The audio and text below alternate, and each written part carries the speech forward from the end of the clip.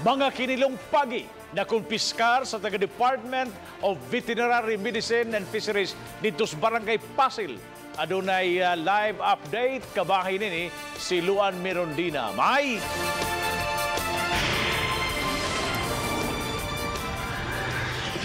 Bob, taliwa sa pabalik-balik nga pahimangno sa mga taga-Department of Veterinary Medicine and Fisheries kon DVMF nga higpit nga gidili ang pagpanguha, pagpamaligya ug pagkaon og mga stingray o pagi. Nakasakmit na usab sila niini kaganihang udto.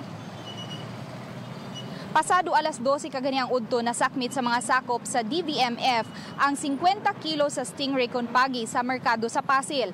Matod ni Dr. Alice Utlang, aksidente lang ang ilang pagkasakmit sa maong mga pagi. Mihimo og routinary inspection ang taga DVMF unya nabantayan nila ang usa ka tricycle driver nga nagkarga og styro box. Sa pagdali-dali niya nga makabiya sa merkado, aksidenteng natagak ang kinilong mga stingray ug midagan palayo ang nagmaneho sa tricycad, busa wala na masayri kung si kinsa ang nanag-iya niini.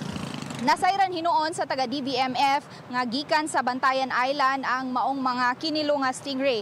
Busa gikontak na ni Dr. Alice Utlang ang Municipal Agriculturist sa Bantayan Island aron mohimo sila og mga pamaagi aron sa pag-educate sa mga mananagat kabahin niini. Og so far Bob, mao na ang latest nga atong nahipos gikan dinhi sa gawas. Bob.